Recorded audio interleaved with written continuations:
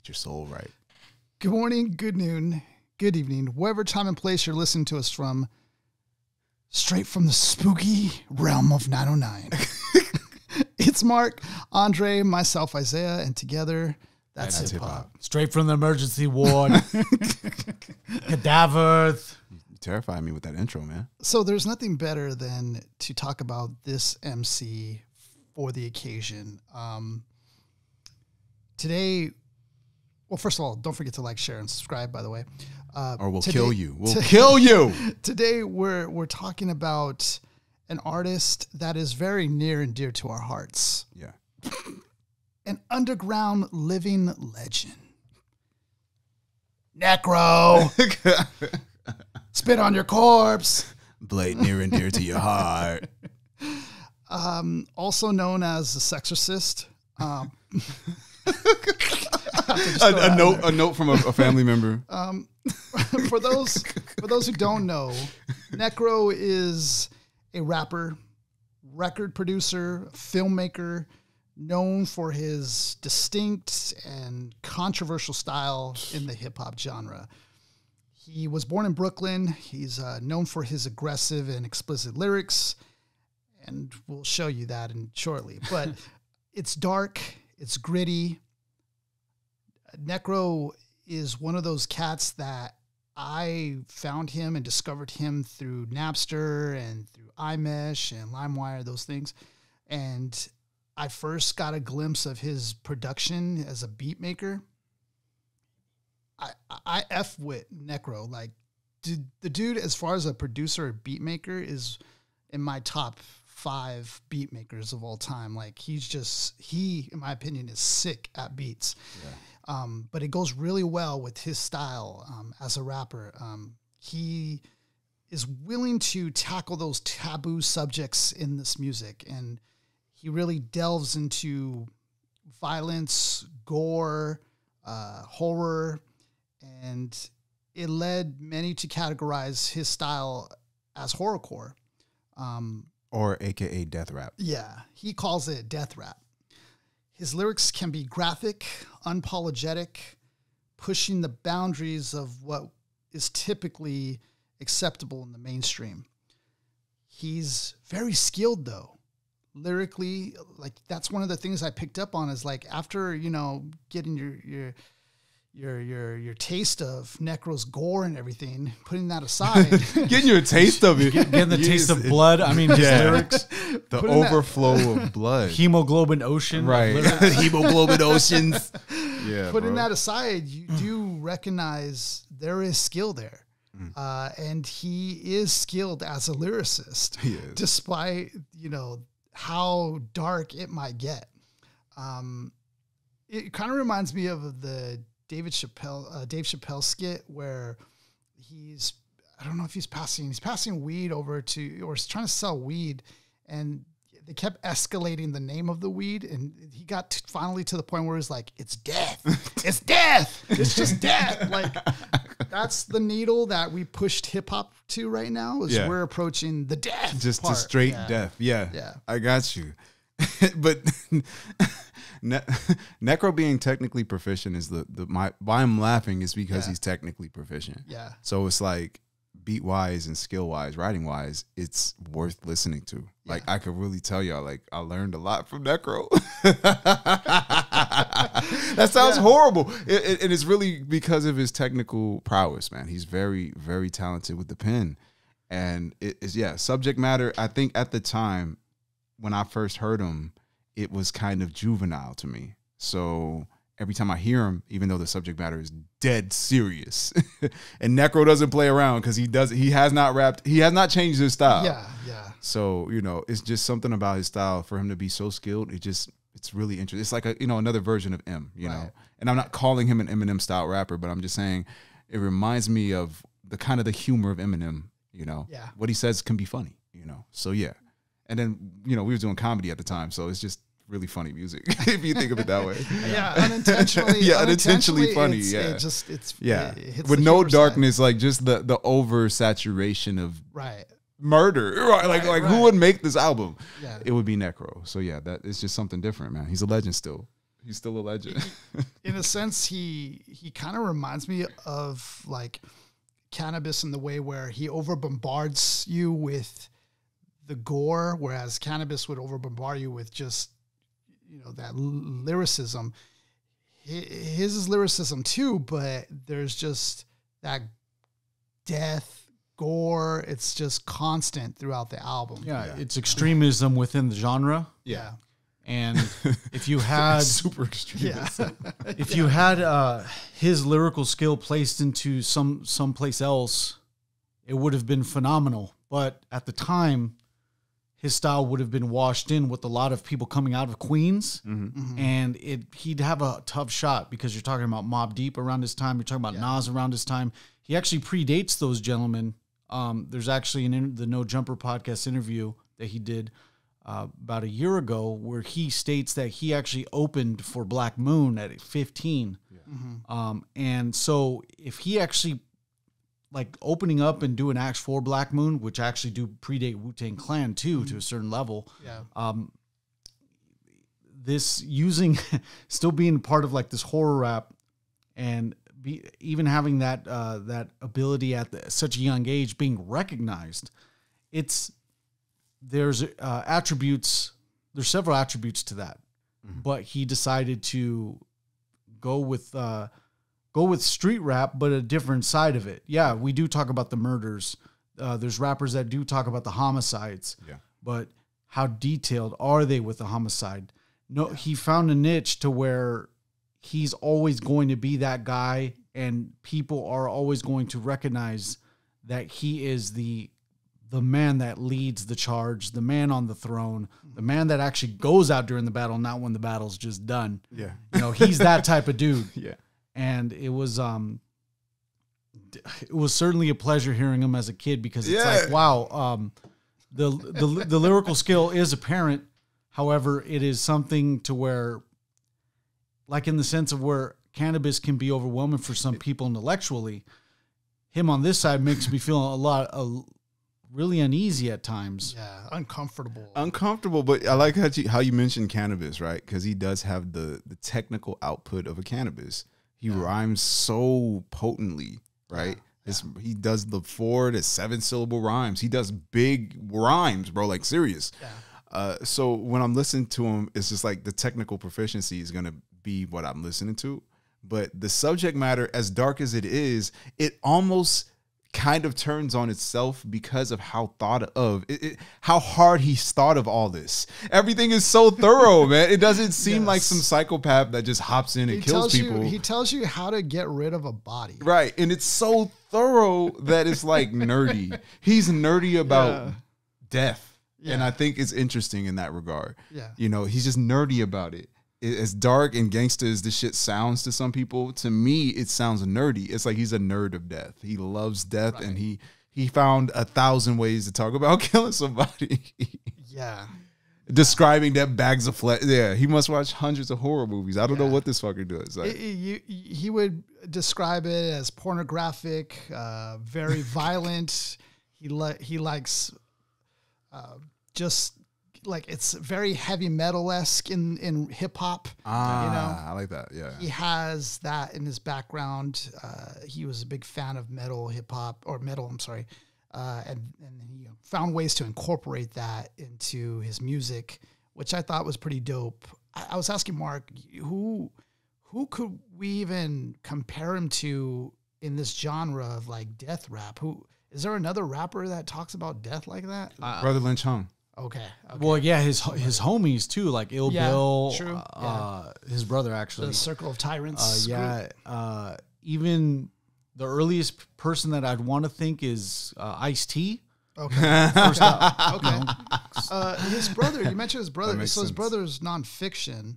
He's also a rapper too. Yeah. And that completely like, I was nonfiction, just like Ill Bill, all those guys. Some people would pocket Tech 9 and into that area, even though he's not talking entirely about death, but he does get there. What about Eminem? Because Eminem kind of goes. Eminem is horrorcore for sure. Early Eminem definitely horrorcore.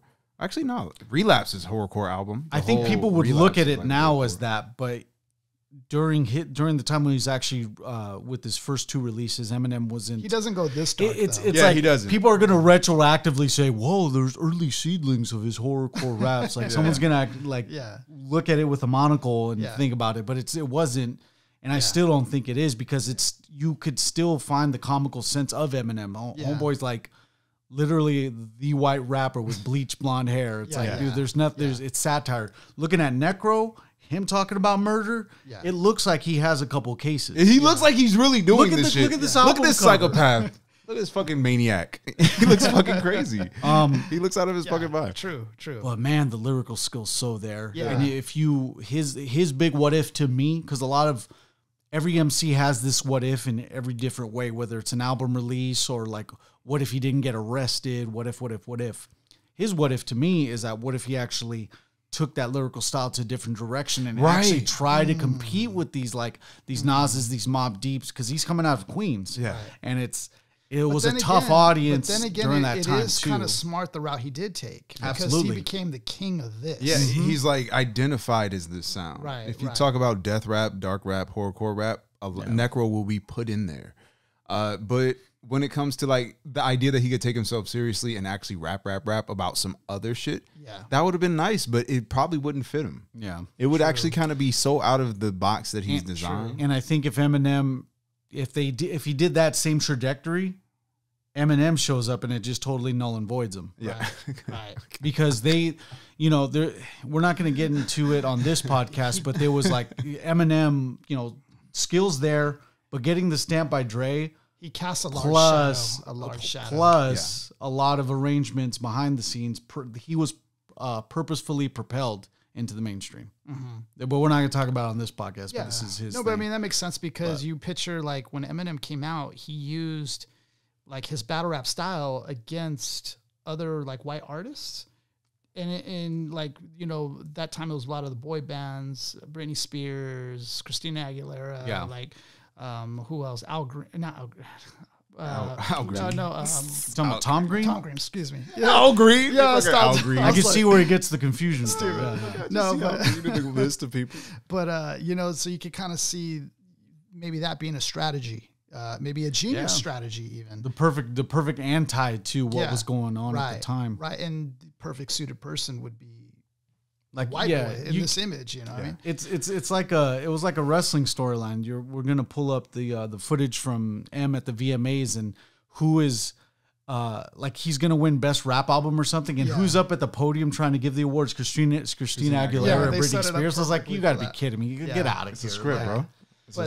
But I liked that Necro talks about the distinguishing factor between like the horrorcore and what he does. Yeah, he was saying like horrorcore sounds more cheesy. It doesn't sound hip hop. And he says he focuses on putting that hip hop really into it, which I agree. I think as far as like underground sound of hip hop, he was one of those guys that were in the forefront of that. Yeah, funny enough to say. But like I mess with a lot of his stuff on this album that I kind of forgot were on this album, such as like the Violence of Violence, the Light My Fire, where he goes in so graphic. I was telling Mark, I don't even know how I'm gonna read. Like I can't even read any of these lyrics. I'm gonna be like, the flesh, the bones. I told him I was like, we're gonna have to read the lyrics for this. We'll We'll absorb all the sin for the squeamish. Absorb all the Wait, sin. but you're the one that picked the fucking album. Can't even read the lyrics. Yeah, you can't read them. So just a quick too PSA, a few PSAs that we're gonna have to get off here. We don't condone any of the things that Necro says in these lyrics. Yeah, we're here to express the artistry. To condone any of this isn't. Even to a certain extent, Necro himself doesn't condone it. Right. But it's just the artistry that we're doing this. We're separating the art from the artist at this point here, and we don't condone any of that. We're reading words. We're not agreeing to the words we're reading. We are simply reading words. It's unfortunate we have to actually have this kind of a PSA for that, but it's the place and times. The place and times. True. Also, the last point I wanted to bring up with me about Necro that I like was actually able to bring together was. He actually has a successful alienation from hip hop but to where he's still around the hip hop circles, because he actually did a recent album about a decade or so of Cool G rap. So it's like he still gets the stamp of approval from the OGs, current people, but this is successful alienation to where he's actually found his genre. In the respect of people not being alienated, but a little bit of the lack of respect, but having fans in their own lane, I look at the Insane Clown Posse. Yeah, those gentlemen are successful in their own right. They've hit mainstream success, but they are alienated, and it's kind of like, hey, you're with ICP, you're cool with ICP, like, yeah, I am, and it's like, great, congratulations, super man, niche. Congrats, man, and then they go to the gathering, do their thing, and all that. Juggalo paint on with Necro. It's like, hey, yo, like you mess with Necro, like, yeah, dog, he's hard, man. Like, oh, cool. What else do you like? I like Kane, Jizza, all that. Like, it's still it's successful alienation. Yeah. And that's what I really love about Necro, is that he capitalized on it. If he wasn't technical, I don't think a lot of people would listen to it. Yeah, so exactly. I think the technicality is what Has a hip lot hop to do heads with fuck with Necro for, because he's technical. He got the skills. Yep. So it's like he's a dope artist, but he just decided to make horror movies. Right. Yeah. His albums are horror movies, and he makes horror. That's it. Yeah. And you know, the graphic nature is the environment of horror, and that shit is fire. It's just fire. So he's just rapping horror joints with like how they used to do horror joints in the 80s with practical effects, like yeah. Oh man, he's like the West. I'm sorry. Can I bring it back? You said it. What other rappers? Man, Tyler the Creator's earlier projects, the first two projects. Okay. Tyler the Creator, first Earl project. A lot of horrorcore, fucking just dark. Odd Future's initial run was like punk rock rap combo. So all their shit was just fucking just abrasive and dark, but it was so technically sound that it was worth it. And the guys were so young, we were willing to listen to them. So they would say fucked up, really dark things, especially Tyler. And it just worked, right? So yeah, if I wanted to bring any newer school cats, man, they definitely got that pocket. Yeah. I wanted to say that the time that he was dropping Gory Days and even the album before this, and during those times was a time I feel like us as young aspiring MCs felt that there was levels to being a hip hop head, and you had the artists that were in the mainstream limelight, such as the shiny suits, as they call it, like P. Diddy and everybody and on MTV and all that. But then you had the underground scene, right? But then even within the underground scene, you had levels where, you know, how hip hop are you? And there was levels to it like hardcore, you know? So I found that listening to Necro means like you're a hardcore hip hop head. Like that's how hardcore you are. Yeah. And him, Jedi Mind Tricks, those kind of guys gave me that feeling like, okay, you know, you're more hardcore. And when you take it to Necro, like you're super hardcore. And I think that's something that worked to Necro's advantage, where he gained that audience because those people who were fans of him were considered like hardcore hip hop heads. Like that's, you know, that's, I think something that might have worked for him also. Mm-hmm. So that's another aspect to it. Talking about his album cover, it's pretty straightforward. It's psychopathic white boy. Yeah, nothing really crazy. He's outside. He's gonna kill. In comparison to the like the gentleman that Andre was mentioning, as far as the close comparison, those gentlemen like Tyler and Earl Sweatshirt, you could put a Starbucks apron on and be like, oh yeah, it's a barista. Yeah, you can't do that with Necro. Yeah, you can't. Like you can't. You can't. No. You see him and you know he kills at night. Yeah. You know he's got another thing going on. He's definitely an early villain of hip hop. I would say that. Like I can see him as he's an early villain, but it's also just a natural image of a psychopath, and I think that's kind of I don't know why he's so proud. He's so proud to be crazy, you know. So you know, there is a little Jewish kid from Queens looking all crazy. Some Alfred Hitchcock in there somewhere. You know, there's some genius on it. What's crazy that you say that is that he was also this director, like a film director, which is like, what are you doing? Like he's directed films. Well, directed that music video, I Need Drugs. Yeah. But think about this. to be a director, I mean, you have to have an ability to describe and to interpret a visual. So when you listen to his music, he definitely has the ability to describe a visual, right? He can tell you he cut you in half and what blade he used and how jagged the blade was and how long it took to kill you and how long it took for you to bury the body. He just goes on and on and on, right? But he's very, very detailed in his imagery, man. We have to give. It's so sad. It's like really giving a serial killer like props. It's kind of like giving some love. The lyrical storyboard. Right. I liked a point that he made because Lyrical storyboard. obviously he gets clowned on for like how gory he gets. It's just graphic. Yeah, very graphic, and he gets questioned all the time about this, and because they say, well, you're talking about like murder and doing all this stuff, but you're not. They're asking him, but you don't really do that, right? And he has to kind of like play this answer because he doesn't want to just say like he's a fake or anything. So, but he answers it by saying like, well, think about it realistically. You don't think this is happening to somebody right now on the other side of the world? You don't think that stuff like this really goes down in the streets maybe? Like people's heads get blasted off and there's blood, guts everywhere on the floor. Like people don't want to talk about it, sure, but just because I am, don't make me out to be like, like I'm trying to like promote this or anything. I'm just saying what it is. It's like the hidden side of reality that we don't acknowledge. Yeah, I believe he talked about that in an interview with some lady. It was some Asian chick or something, or some white lady, and he completely disturbed her. She was by the end of the interview, she was like, "Oh my God, I want to leave." So, he was just initially expressing to her, "It's beautiful to me. Y'all think death is like horrifying. Death is beautiful over here. It's made me money. It's all it made me millions. There's profit in it. That's the thing about the Necro, amount of my victims." That's the thing about Necro too, is he's a freaking empire in himself. Like he's a business. Like he's talked about and this. he's independent too. And has all his masters. He says he has like already, and he already knows he has like 10 streams of income coming in. Like this dude is smart. This dude got it figured out, which is crazy. He's like Eli Roth of rap. The Eli Roth of rap is pretty much like his vibe. It's just horror movie director, cool guy, but really disturbing. Yeah, really disturbing. He's just like, you're like uneasy because even when Eli Roth like stares at you, it's because if you don't know who Eli Roth is, he made Hostel. If you've never seen Hostel, don't watch Hostel ever. Don't even get involved. Rob Zombie, can Rob we Zombie? there? Rob Zombie's a great example too. Rob Zombie gets there, but Eli Roth is very very detailed with the anatomy.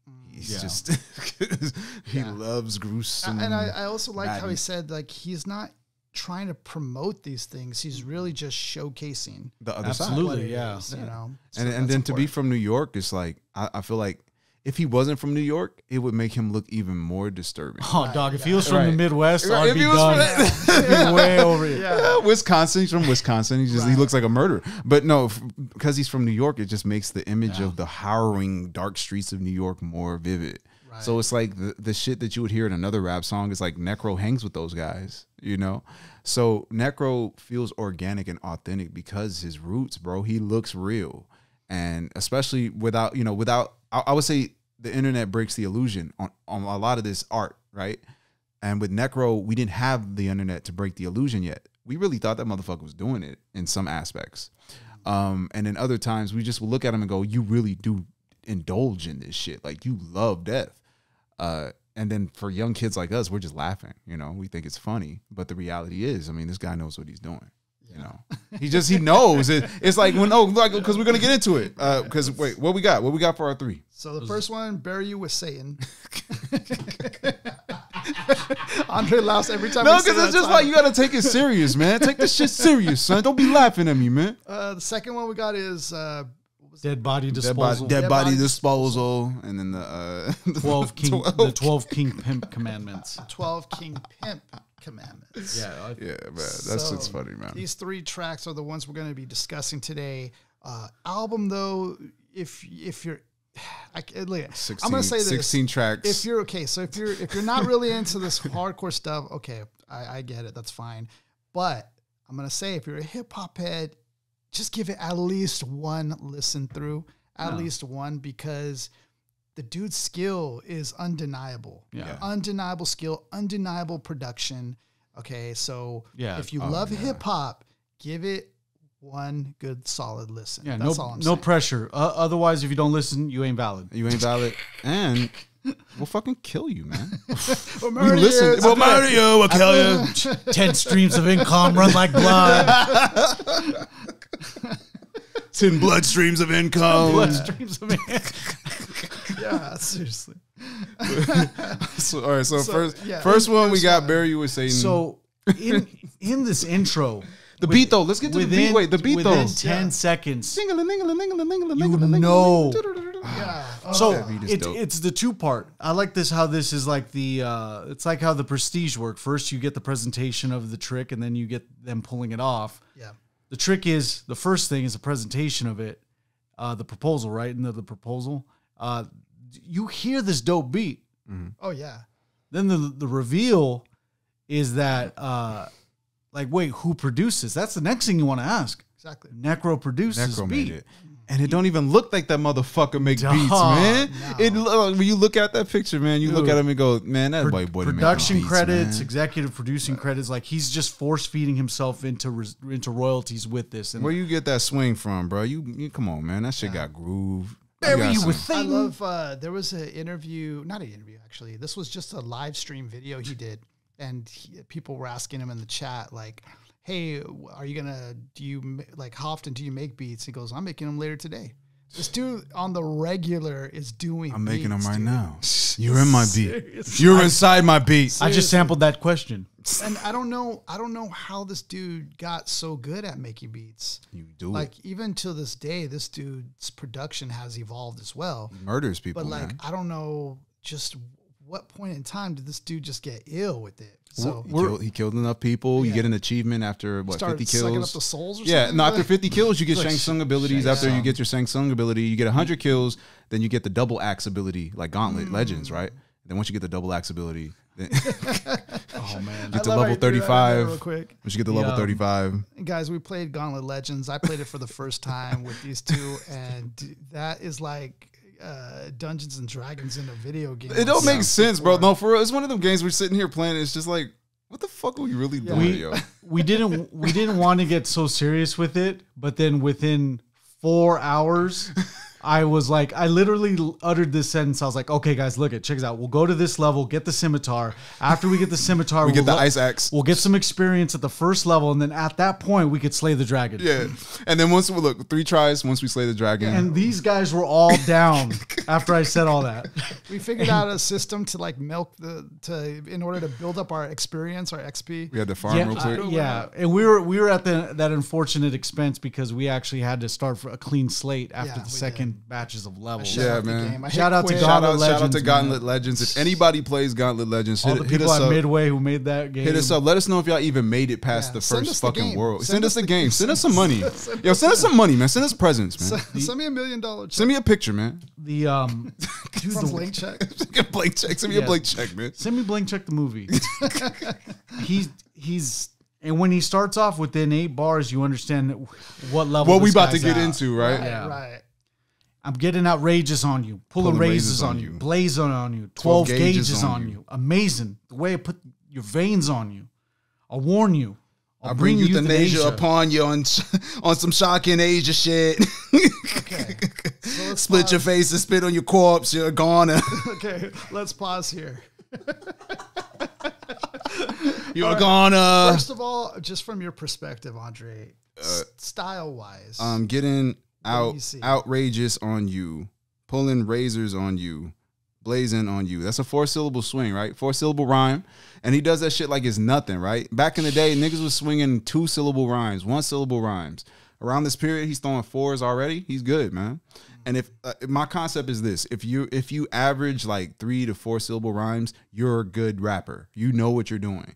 If you're averaging like 6 to 8 syllables, you're trying to beat Lupe Fiasco and Eminem. what do you think about like? Because I'm noticing his style. He on the end of his bars, it's sometimes he reuses the U. So like something on you, something on you. Yeah, but it'll be like a 4-syllable swing. So it'll be like Yeah. 1, 2, 3, 4. When I do the 1, 2, 3, 4, Right, so get my he's knife still- in 1, 2, 3, 4. yeah, he's Get your still bitch in 1, 2, 3, rhyming 4. the- yeah. Right. And even listening to that, the lyrical skill's still present, even with just using you at the end, because there's either two ways. That's the Cassidy. Yeah. The Cassidy. So the Cassidy is AM to the PM, still move word to. He'll use the same CM at the end of the bar, so I'll spray him when I see him. I'll lay him when I see him. Hop out that Bronco and OJ him when I see him. So it makes the whole scheme sound like it's longer, right? OJ him when I see him. That's a 6-syllable sound. So it sounds like Cassidy's rhyming 6 syllables. He's not. He's rhyming like 2 or 3. But the flow sounds like 6. And then that's how dope it sounds. And then the audience is able to discern, like, oh wow, like this, they filter through it and understand that, hey, look, even though he's using you, it's still worth a listen. It's still, you know, it's still amazing to hear. Right. Yeah, it's like the use are an afterthought. Like slaying on you, that's 4 syllables, right? Slaying on you, right? And then after I rape your dead body, I'm laying on you, right? That's 4 syllables, right? That's how he does it. He swings it. So the on you is 2 syllables that you don't need, but he's going to use the same ones. And then the other 2 syllables in the front is what he plays with. So he's nice, man. He knows what he's doing with the schemes, brother.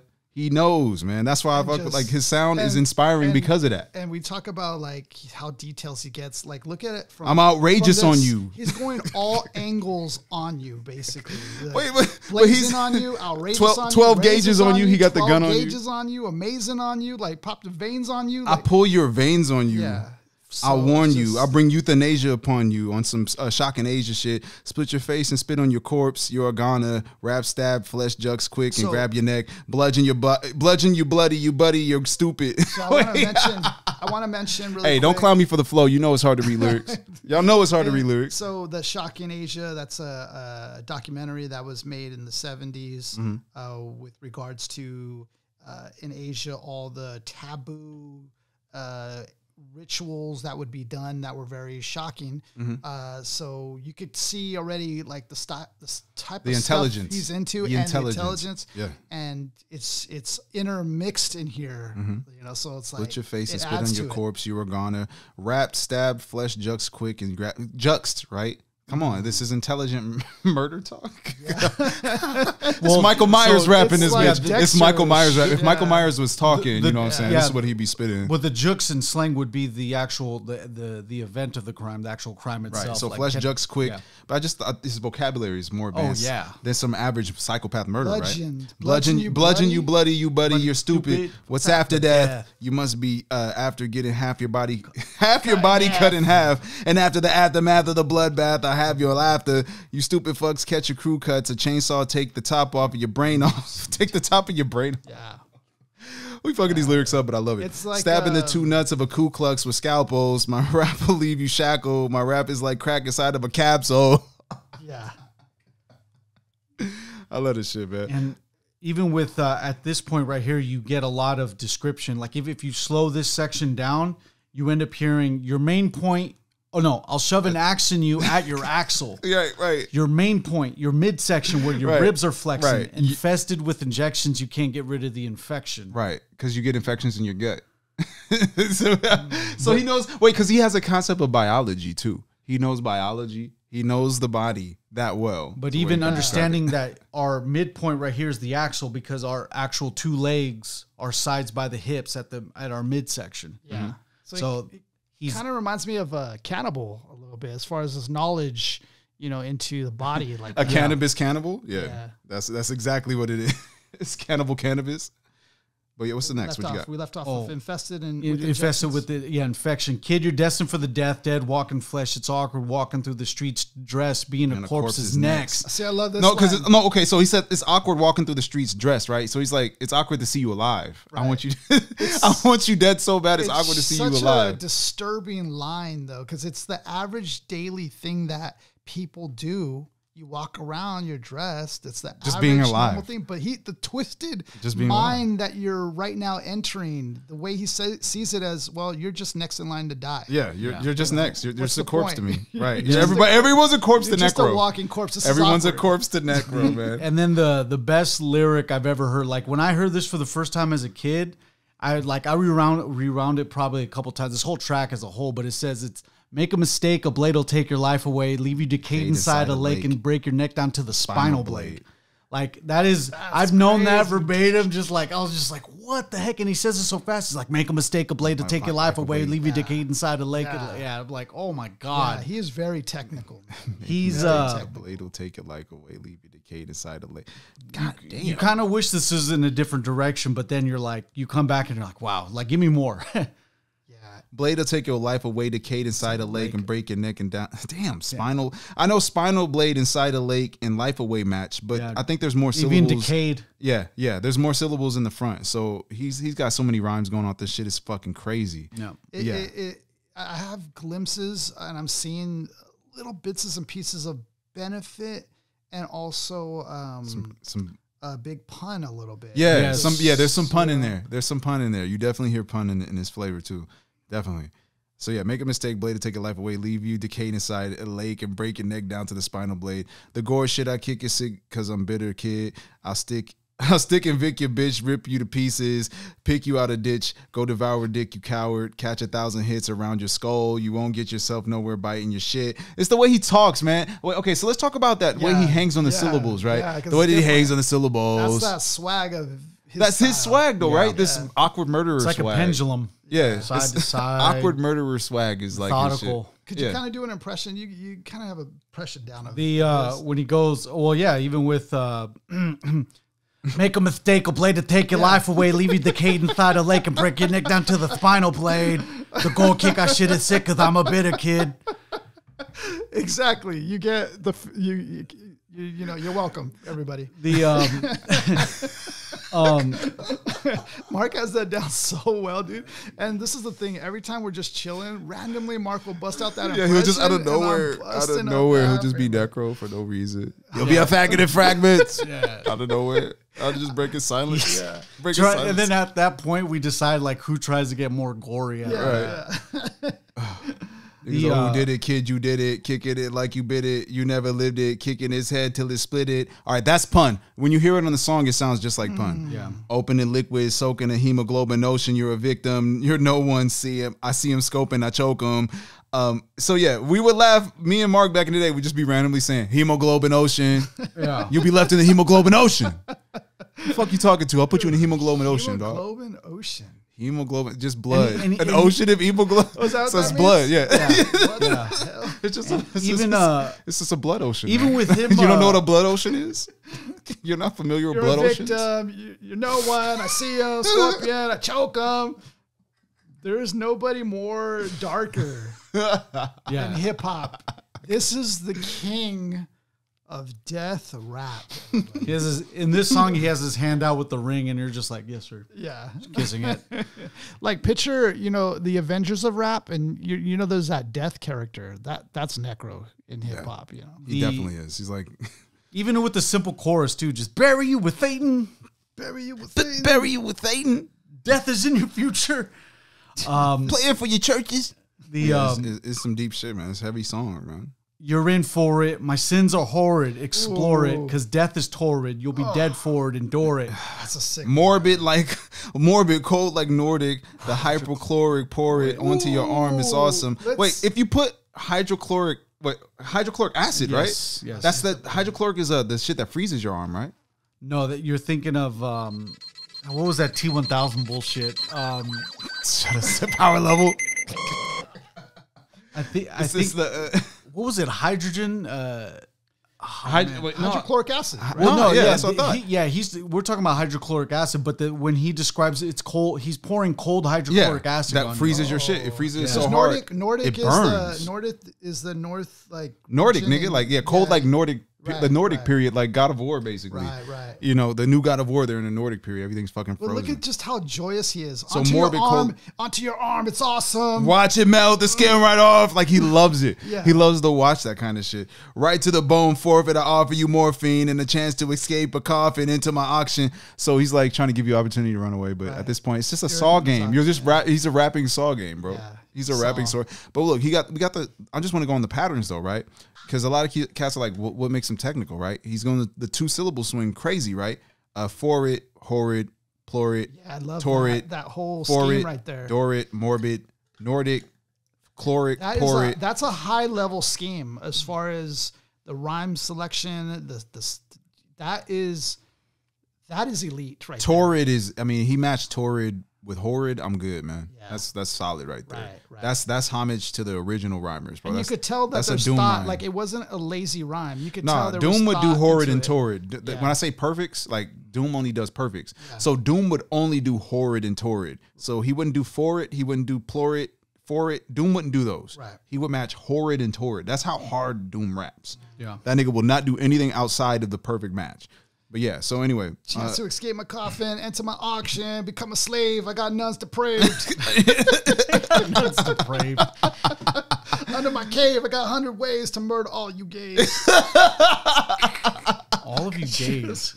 Just so just gays. so out there. Just gays. I'm ambitious for leaving you in stitches. I won't give up hope. Seeing you hang from a rope, achieve my goal. He didn't even need that. He was like, no, I don't want this to rhyme. I just want you to know that, like, I'll do this and I'll achieve the goal. my goal. Achieve my goal. Let the meat cleaver unfold. Travel the great distance, and you still ain't sadistic. Wait for assistance. Your hate, your own existence. You need to wait for assistance to be sadistic because you're not sadistic enough for Necro. Necro has to make you sadistic with torture. So he has to torture You'll hate your own existence. Right. Resistance overcome resistance. When I persist to bash my face in your face from instance. From instinct, yeah. From instinct. Yeah, exactly. So existence, persistence, resistance from instinct. When I persist to bash my face in your face, when my fist in your face from instinct. It's Bury you with Satan. It's just so unique and different, man.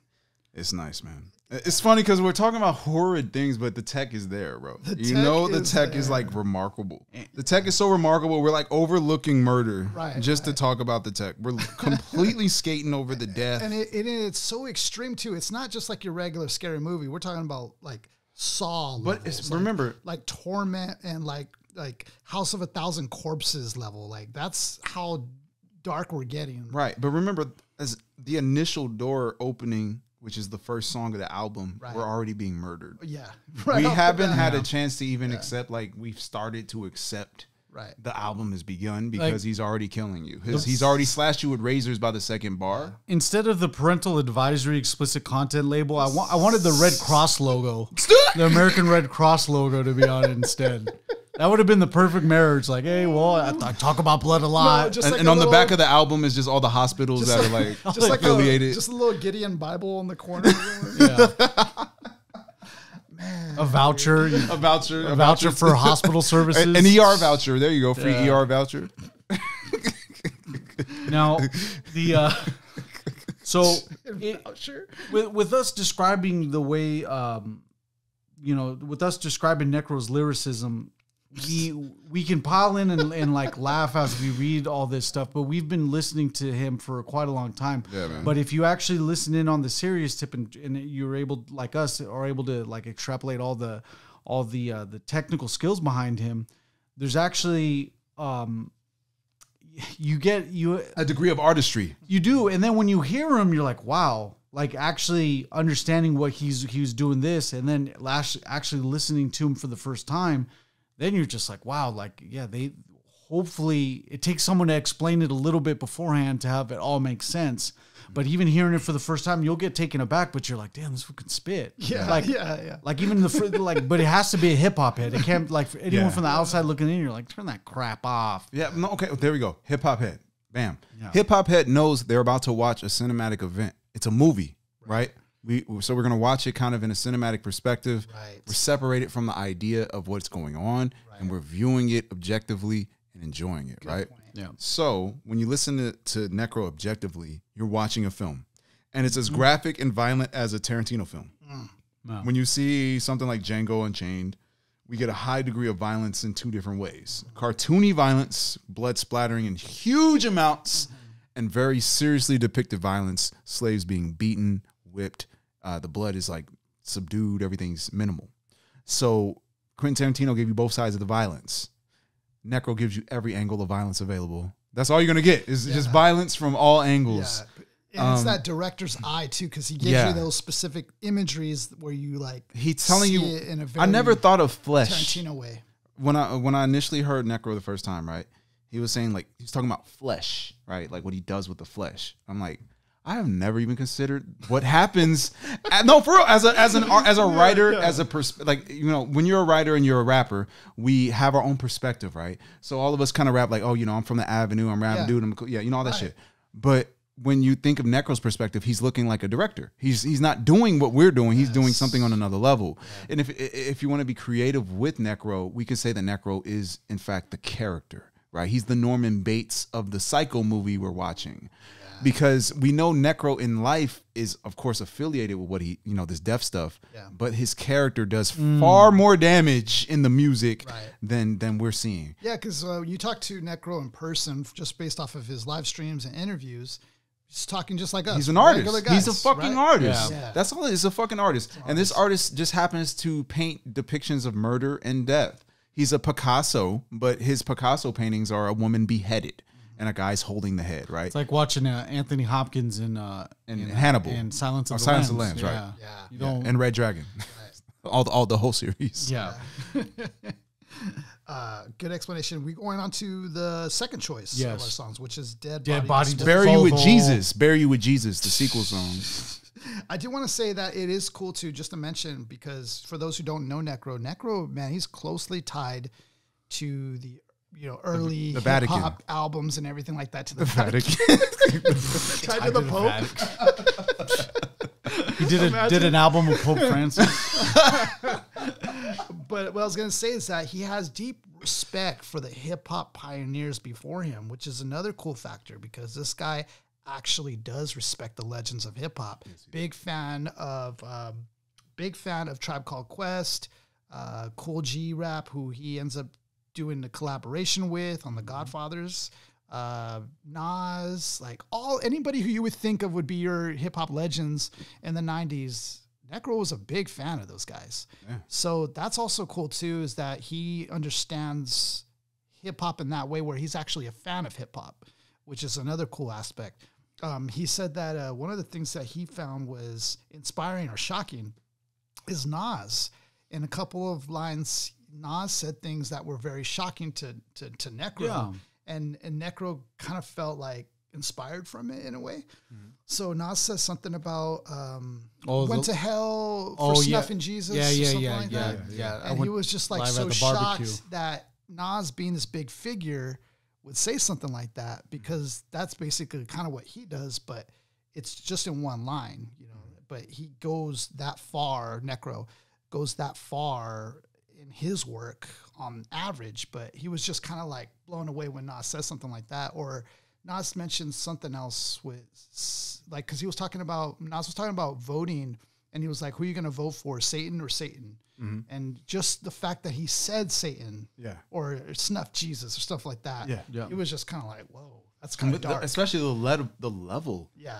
That's a level there, like to even think that hard, to speak that hard. It's like, whoa. People were very scared of words. Crossing lines. Guys, remember back in the day, people were scared of words, man. Yeah. We couldn't say cunt. We couldn't say dyke. I'm saying all the offensive words right now. I'm sorry. My bad. I'm just saying. We couldn't say niggers. We couldn't say pillow. There were just so many words.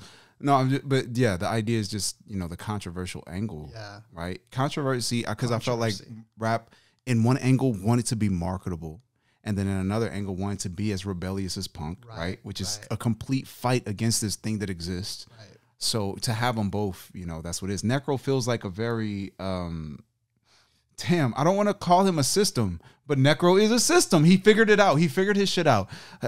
Tech 9 did the same thing. Tech 9 was kind of like just loose formed and just rapping and busting, like killing everybody in his path. And then out of nowhere, he became a system.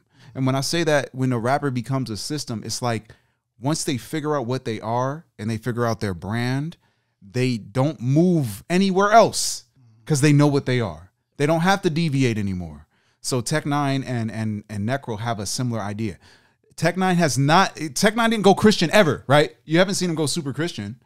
Necro hasn't gone bringing people back to life. Resurrections. You're right. Resurrection music. Usually artists will have some sort of arc. Yeah. And Necro's arc is it's like more death. Yeah. It's different. It's different degrees of death. Different levels of death. Because, like, for example, like Kanye kind of has an arc. He has an arc. Off, like, Tyler has an arc. Earl has an arc. Yeah, so many artists have an arc. So many arcs, to be honest. But Madonna has an arc. But it's interesting that Necro didn't do this arc. He just stayed in the death realm, but just different, like, different degrees. Yeah. So, okay, so all right, Kung Fu mode, right? So Necro's Kung Fu style is completely death, right? He calls it death style, right? And he's the only practitioner of death style. There's like very minimal people that practice death style simply because people are doing Jeet Kune Do, you fucking drunken master, you know, regular shit, things that make sense. And he's the death style. It's literally called death, and nobody's doing it but him and like 5 other guys in the nation. And what happens is, like you said, he gets a legendary status automatically because he's in this niche that doesn't really blossom. Yeah, I'm in a bad mood, right? I'm not gonna listen to Necro to feel better, bro. I'm in a bad fucking mood. I'm gonna listen to Taylor Swift, son. Yeah. I'm gonna listen to Taylor Swift, son, on purpose, man, to feel better. Truth. You know, what's also cool is that he's been throughout the years keeping in touch with his fans, keeping in communication. Like, this dude's built his fan following from scratch and has taken the hits all the way. He wanted to be big. He wanted to be Eminem status. You know, it didn't happen for him. Don't say it like, but I mean, like, as far as like Eminem status, you know what I mean? I got you. He's not Eminem, and a lot of people aren't Eminem. A lot of people aren't going to ever Necro's reach production. Eminem. Necro's production is going to raise him in legendary status. Yes, his production alone raises him higher than most because it's just that producer rapper combos. Like, we kind of didn't accept him. Producer at the end of all this. Producer rapper combos are deadly, bro. So, you know, and this is one thing I want to throw out to y'all. I mean, as a producer, we cultivate your environment. Yeah. Right? You're the director of the film, and you need an environment. You're doing a Game of Thrones type of work. Then I need to make sure that there are beautiful trees and a beautiful sun in the background, and there's birds in the sky, right? I can't put you in a booming city, right? Because if I put you in a city, it wouldn't match Game of Thrones' aesthetic. Right.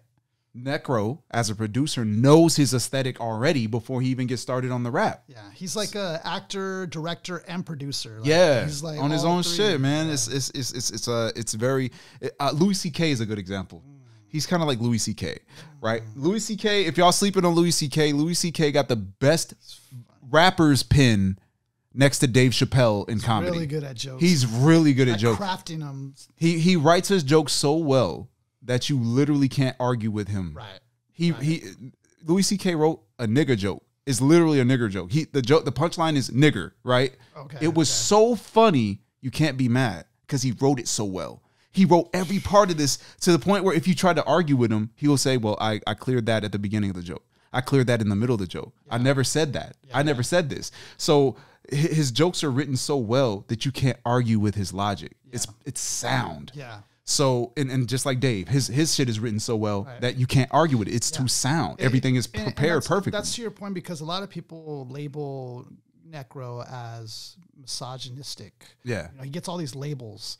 And that's the thing, is where you start to split the artist from the artistry. Like, you know, and that's kind of part of what you're saying there is he's so good that his artistry stands alone. Like, it does. It will stand the test of time just because of how technical, how much skill he has. Like, it's just going to stand. No matter how gory it is, we have to respect the attention to detail. Okay, there we go. Perfect. The technicality emphasizes the attention to detail. Yeah. Because he rhymed a 4 to 5 syllable rhyme for 8 bars. Yeah, for 8 bars. That means he thought of every fucking detail to get to this point. You know, we're rhymers. So, you know, sometimes we'll write a bar and then we'll have to like reorchestrate what we wrote, right? Let's say I wrote a dope like a couplet that was fire.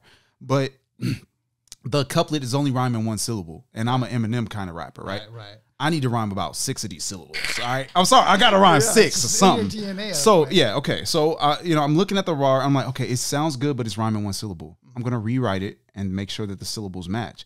So this is what happens. Sometimes you have to rewrite the context of how you speak so that your rhymes match. Okay. So that's Cambada, that's Daylight. A lot of these guys that rewrite shit to make sure that it rhymes better than what they're talking about. So Necro is so good with the rhyme, you know he's making sure that he murders you perfectly. Yes. Because removing the head in the flesh, right? Yeah. Head in the flesh is the rhyme. Head in the flesh. You know what I was just thinking? That's 4 syllables. Eminem, what is he gonna say next after head in the flesh, right? You'll be covered in blood in the bed with dead in a rash, or blood, covered in blood in bed with your ex or something, right? Yeah. But that's hard to do. But yes, exactly. To get them the 4 syllables to match and to make the image big. That takes thought. Yeah. So he's not aimlessly writing about murder. It's more of like I said, horror movie effort. A horror movie effort is we're not murdering these people for no reason. There's symbology to these murders. There's effort to these murders, right? A Jason movie isn't killing for no reason. A Freddy Krueger movie isn't killing for no reason. There's a reason that this happened, right? And that's where Necro fits in. Yeah. And then ultimately, too, he killed this woman for a reason. Ultimately, too, is that we wouldn't even be discussing this gentleman had he not had the skill, had he not had of how amazing, you even go with. Even if you go from the beat standpoint, you're like, man, this is a nice ass beat. But now you go with the lyricism too behind it. If he was just some guy talking about blood, dismembering, people and all that, it's like, well, great, that's you. But he's actually doing it to a very talented level. Yeah. All right, if we can bring it back to the Louis C.K. analogy, right? For a while, I was helping one of my buddies, Matt, curate his comedy show. I was the DJ for his comedy show. And he was getting the lowest of the low comedians and literally the highest of the high comedians. Like, it was the craziest. I don't know what he was doing. He was getting like Melissa Villaseñor from SNL to come out to Pomona and fucking before perform. SNL. Before SNL. But I'm saying, getting these, big names into the venue. But it would be like nobody, somebody, Somebody's right? good, yeah. So the nobodies are on the stage, right? And one of the nobodies stands out. I'll keep it quick. He's doing a Louis C.K. impression, right? And he is saying the most horrific things I've ever heard, and they're not funny. It's not funny because he's just saying horrific things. He's not writing this shit with skill. He's not writing a story that makes sense like Louis C.K. Right. He's just saying offensive things one after another and making people feel away. Yeah. I'm not going to say what he said because I don't want to look bad. Just trying to see maybe what sticks. Like Dude, that. No, I'm talking about like grandmother rape. Like that kind of shit. Jeez. And he's thinking that's funny, right? But Louis C.K. could write the same thing and end with that punchline I just mentioned, and it would actually make you laugh harder than ever because he's going to spend 3 minutes of like effort to even get you to this punchline. Yeah. Compared to these amateurs that literally are like, I'm just going to go for the quickest thing I could think of. I had sex with a fat bitch and she queefed. And people laugh, right? But Louis C.K. doesn't do that. Louis C.K. has a big story that lands on what I just mentioned and still makes it funny, right? So he goes, and I'll keep it short, he goes super big to make some trivial thing very funny, right? Whereas you see an amateur try to pull it off and he fails so bad, it's hard to watch. It's just you're saying horrible things back to back.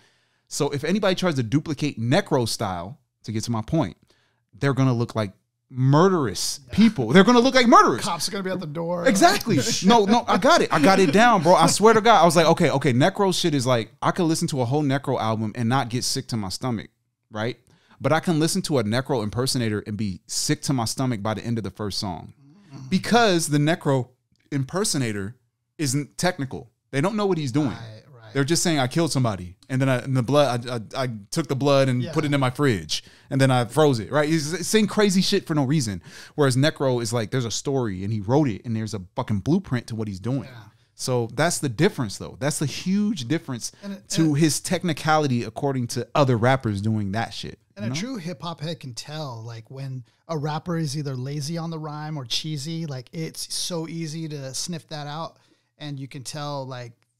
Yeah, dude is legit, like filtered through, organic. So for Dead Body Disposal, I had a very serious situation where I took out like 4 or 5 of my enemies, and I didn't know what to do.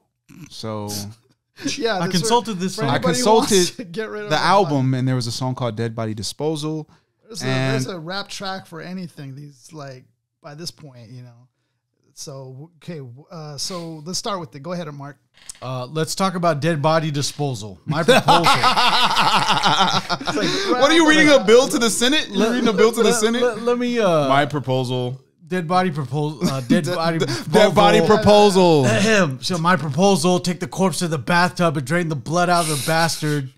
Strip yourself nude first, so you don't get blood on your new shirt. And cut the fucking corpse up like a butcher to meat, kid. Wait, no. Wait, I gotta say this line for you. I'm sorry. And cut the fucking corpse up like a butcher to meat, kid. I'm sorry. That's how I like that. I said, then wait, like a butcher to meat, kid, and put the pieces inside the trash bags, or else it'll be reeking like a fag's ass with flesh covered in leeches. Bro, like that's his style. First of all, let me tell you guys, the only reason I know this song is because my nigga Mark. He came to me. He said, "Dre, just listen to the song." He played it. I think he played it for me and John in the car. He played this for me and John with no context. He didn't give us no warning. Give him no warning. No warning. No warning at all. This nigga, he just comes up and he's like, "Yo, you got to hear this track, man. This shit is crazy." And he just plays it. It is fucking dead body disposal. And look, man, we were never the same again. We never saw Mark the same again. But anyway, okay, so. And put the pieces inside the trash bags, or else it'll be reeking like a fag's ass with flesh covered in leeches. And throw the bags away in various trash bins of different areas. This shit's hilarious. Hilarious. Nobody notices. Some asshole taking out the garbage. Who else would know it's a carcass? Wait, but he's saying it straight up though. Who would know you're throwing a dead body away? Like, who would fucking know? Like, I'm telling you this shit. I know this shit. I kill so many people, bro. I know what I'm doing. I live in New York and I kill people all the time. Even if they were focusing because the plastic bag is dark, kid, and even a nosy bitch wouldn't open it, it'd make no sense. It'd make no sense. It'd make no sense. Oh, God. And if you do it just before trash pickup, the body's hauled away before it decays and stinks up. It won't be noticed with literally tons of other shit, and your bag is in the middle, buried right under it, especially if you double bagged it. Your victim will stay a faggot in fragments forever stagnant. Dead body disposal. His chorus, listen to his chorus, guys. Wait. Your victim will stay a faggot in fragments forever stagnant because, you got the 2-syllable rhymes, but he's going to be a faggot in fragments because he chopped into pieces, and he'll be forever stagnant because he's dead. He can't move. He's stagnant. He's dead, man. So listen, man, he's so talented and stupid that like he's this good at death rap, bro. It doesn't make sense. To describe it, to be able to make it rhyme, to be able to take us through a pace. Yeah. It's fast paced as well. So to be able to have those swag all right into it and the delivery, it's amazing. The chorus, dead body disposal. Yeah. For those that don't know what to do after your foes are killed, shit could get messy when the blood flow spills. You never know when you might need to know skills. And dead body disposal is no frills. Dead body disposal. Are you interested in hearing my proposal? That is like the most unchorus chorus of all time. It's like a statement. But I love it, right? The absurdity is just what gets me, you know. Are you interested in hearing my proposal? Like, who would be interested in hearing this proposal? You know, that's what's so genius. Like, how many enemies do I have killed already that I don't know how to dispose, man? Bodies begin to stink within an hour of death. And then it's warm outside, then quicker for the sour stench to leak out of the flesh. So think about your steps. You think you're killing, will be willing to consider the best. Be extra careful and grab the aerosol can of pepper spray to coat the pieces. The smell is unbearable. Hold the first layer of bag beautifully. That'll keep animals from tearing the bag open to get the meat. Wait, so how many times has he failed to give us this information? Yeah, to give us a step-by-step exactly what to do with the dead body. Like, it reminds me of Breaking Bad a little bit when they had to get rid of the dead body and all that. Like, he's going very detailed on what you need to do step by step. Yeah. It's so sick and twisted and dark. It's like but comical. It's like Michael Myers rhyming it out, though. Michael Myers is helping you out. Unintentionally. It's like Michael Myers in the booth. Yeah, Michael Myers is screaming some shit, bro. Like, killing it. Michael Myers in the booth. He's that'll keep animals from tearing open the bag to get to the meat. Squirrels, dogs and birds, officers with dogs that smell fine shit when they're thrown off the scent. You couldn't hang a fuck upside down in your back. Oh, you could hang a fuck upside down in your tub and slit his throat from ear to ear to remove a large amount of blood. Happy Halloween, everybody. Yeah. Most of it'll gush out at its own at once, but to get that last couple of pints drained, work his arm like pumps. For dismemberment. So you gotta squeeze the arm, like for real. Listen, he's like really think like you gotta. You have to hang somebody upside down in a tub, slit their throat, and then once they drained out, you gotta squeeze the blood. How do you know this shit, man? This shit is weird, man. Like, how do you know this shit for real, man? For dismemberment, gentlemen, I recommend heavy-duty bone thaw that cut through gentle limbs like pendulum. But look how skilled this dude is at rhyming that. That is crazy. It's like your shocked reaction after hearing this, and then you hear the lyrical skill, like, damn, like you can't hate. Dismemberment, gentlemen, I recommend heavy-duty bone saws that cut through gentle limbs and like pendulums. Yes. And remember, a pendulum is just... Yep. That is crazy imagery, rhyme scheme, description. That is layered, folks. But if you want to take your time, don't rush it. I know, yeah, but his vibe.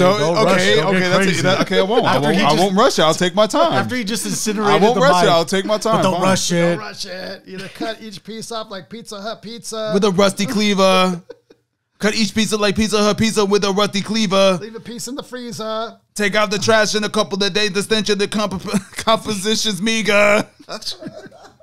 And make sure there's no incriminating papers in the bag. Letters, receipts, anything with your name, they'll trace you. No, because remember, he just said they'll trace you at the end of the bar. I know it's obvious, but you'll be amazed at how easy it is to be sloppy with this. Even the mafia slips. Dead body disposal. Dude, that's straight up out For those that don't know what to do after the foes are It's killed. straight up out of Sopranos or something. Like, this dude is kicking it. Let's talk about death, baby. Disintegration of flesh, you'll see. And just the sinister way he remixes and hack it up, you be like that. Yeah, he's fucking stupid.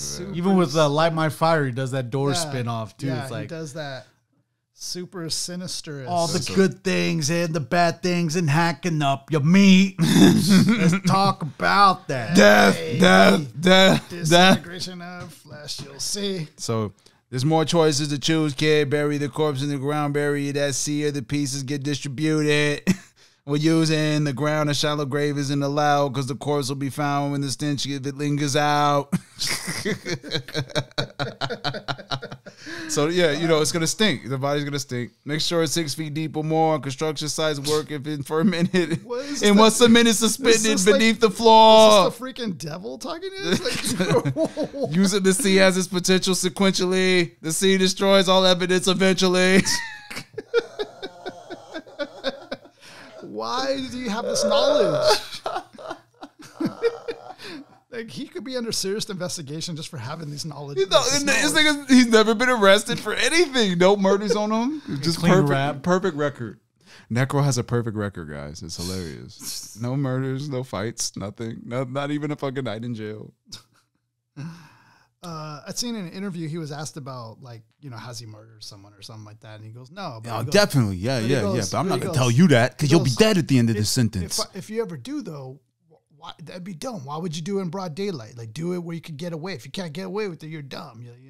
It's just like, what? What are you doing? You got to do it in a way you could bury them in Central Park. I have a song where it covers that. That by disposal too. For the internet age fuckers, you know what I'm saying? For the internet age. But make sure you tie a weight to the body to keep it from floating around and being discovered by mistake. Drop it as far ashore. Drop it off as far from shore as possible. Otherwise, it'll pop up at low tide. Wait, why do you know this? The fuck? How long have you been? How do you? Or be seen by some fisherman's opticals. Distributing body parts is riveting. I explained it in verse 1. Forgive me if I begin again. A wood chipper turns the corpse into chopped meat, spread it all over your grass, and water it down properly. So just leave the dead body all over your grass. Make it manure. Make it manure. Within a few days, the cadaver's fertilizer. Your advisor taught you ways of covering up murders wiser. Your advisor. The advisor. Your advisor. Taught him ways wiser. Regardless of how you tried these methods, be careful with prints and rented equipment. Use cash and fake IDs. Now, what if somebody got caught and they're like, well, I listened to Necro. He told me how to It doesn't work. It doesn't work. That's easy. You could easily blame him for Making him an accomplice. Come on, dog. We know that's gonna happen. I love how but even Necro can literally have all these songs, and a black man can say I sold crack, and they can go to jail for that, bro. That's like a different game, man. I wouldn't be a black man trying to like sing his songs. I would never rap about selling crack because I'm not trying to go in for the crack I've actually sold. Yeah. So that one's like, okay, so yeah, Dead Body Disposal was like a unifying song somehow, ironically. It's just we always jokingly put that one together, man. So there's some nostalgia for our pick, but it's just it's a good song. And it's a bad song, but it's a good song. Because this is something that we don't get, like the Magic School Bus iteration of rap to a somehow hip hop level. Yeah, like something that, and I'm sorry to say, but this is at its core, it's educating somebody on a topic. Yeah, it is, and it is still rhythmically pleasing. The delivery's there. The dismembering gentleman, like pendulum rhyme swing is that one, plus make a mistake oblate, that one, and that bury you with Satan. Those are one of the best bars I've ever heard in my life. Crazy to say that, right? Yeah, but it's rooted in the fact of the Dead Body Disposal. Anyway, it's rooted in a educating rap song. But it's like almost there we go. It's tongue in cheek. Then if you want to be real about it, right? It's a tongue in cheek. Okay, we're back. We had a little incident where I had to clear some disk space, but we're back on the ball. So, Andre, you were making a point. We were talking about it being educational, oddly, but but a tongue-in-cheek approach to how you would make a rap song, right? It's almost a joke, right? Nobody would naturally make a song of how to dispose of a dead body. Yeah. So you have to look at Necro as a clever artist, right? Because this song otherwise wouldn't exist in any other context. I'm trying to think of some dude from fucking Queens, right? Some fucking nigga, right? A black man from Queens. I'm trying to imagine him making this song. He wouldn't make it because it's not funny. You know what I'm saying? Yeah. Like, death isn't funny to black people because it's an experience we have recurring on a regular basis. Yeah. So to make a joking song about murdering somebody and get rid of the body, that's some shit that Necro had to do. So I can't picture anybody, not even Brother Lynch Hung, right? Brother Lynch Hung is the closest parallel I got. And Brother Lynch Hung is a black rapper. He's on Strange Music, I think, with Tech Nine them. So, or he used to be on Strange Music. I don't know what his condition is right now. But at the same time, Brother Lynch Hung had a similar output. It's just like very dark lyrics, but it's very articulated. Like he knows what he's talking about. You know what I'm saying? So, Necro's game and his angle, man, it's like, Dead Body Disposal is funny. It's supposed to be funny. In my mind, I think it's supposed to be funny, man. As a writer, it's supposed to be funny. Yeah. You're supposed to laugh at this dumbass song, right? How to get rid of a dead body, right? Yeah, you're supposed to laugh. You can't take it too seriously. It's tongue in cheek, bro. You can't take it too seriously, obviously, and that's what makes it genius in a way. To pull something like that off, you have to do it in this kind of sly way, which is... That's the genius of it. That's the genius of it, man. So yeah, it's just one of our favorite joints, man. As just youth, man, we was having a good time with this one, man. And then 12 Kingpin Commandments kind of rolled in, and we laughed at this one too. But we're not laughing at Necro because Necro's not a joke. But the idea is simple. Necro is a clever bitch. Right. He's clever, man. He knows what he's doing. Right. So we're just laughing at his cleverness. That's a great point to make. I mean, we've been joking and all this about his style and swag and all that, but all of it, like, we love and appreciate, like, his swag. Absolutely. His artistry. Don't kill us, Necro, please. Yeah, we totally are, like, we're totally here for it. Yeah. Yeah, don't come murder us, spit on our corpses. And I want my corpse to be saliva-free, man. You were once, that's hip-hop, now that's a cadaver. What's also interesting about Necro is he has these different sides to him. So there's this death side to him, but there's also this pornographic side of him. Sex side, the sex addict side of him. Which he acknowledges and says that's very much him. Way to take accountability. Yeah. Wait, okay, so his name was originally supposed to be Necrophilia, right? Yeah, Necrophiliac. So, okay, Necrophiliac. Okay, so that's a combination of death and sex. Right. Not saying that he's having sex with dead people, but to say the combination of death and sex. True. All right, so yeah. And then he said one of his buddies started calling him just Necro for short, and he liked that, kept that. But what's also cool that he mentioned is that Necro is the prefix to anything death. Yeah. Which is cool. Like, so the Necronomicon. So it could be any sort of, and as long as it's related to Necro, it's part of him, like his death. Yeah. Yeah. So that's kind of interesting and cool. Quick little, good little Google search hack. Did you mean Necro the artist for everything? That's true. That's true. All right. So 12 King Pimp Commandments, which is a cool flip because at this time we already had Biggie come out with the 12 crack commandments. Yeah. Or, Rest in peace. was it 12 or 10? I can't remember, but came out with the crack commandments. And so this is a cool kind of flip on it. And yeah, let's get into it. Yeah, he adds 2 to it. Adds 2 to his commandments. The beat to this one is sick too. Yeah, Oh, true. yeah. The production just couples it so nicely throughout this album. There's not one beat or track where I was just like, I'm getting tired of it, because you would think that would be the automatic since it's him on the producing side throughout the whole album, him with the same style, so I just want to mention. Yeah, and Also another tongue in cheek. I think it's Yeah. another tongue in cheek. Yeah. He's just being clever. And you don't have to take these rules serious, but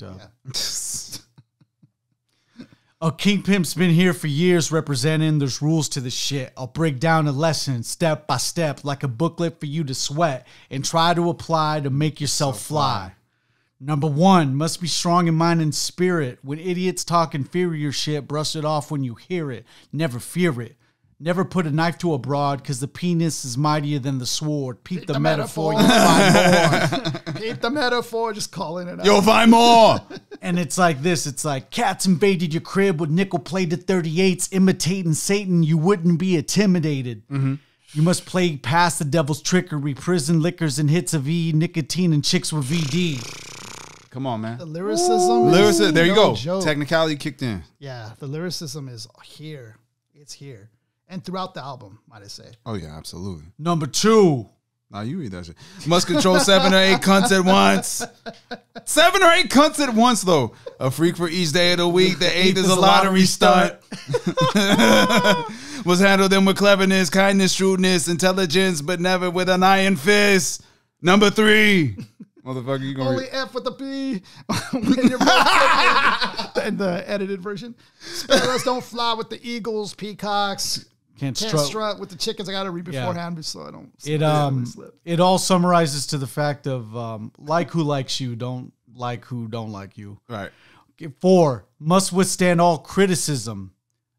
Because a man whose wife is getting pimped doesn't understand her simp and jism. It's a profitable business to rationalize into cynicism that it's wrong, but it isn't. See, it's 4 syllable swings. good. Nice. God, like he makes a point, lyrically spins it, Exactly. gives you delivery. Very complex, layered. There's multiple things. Number 5.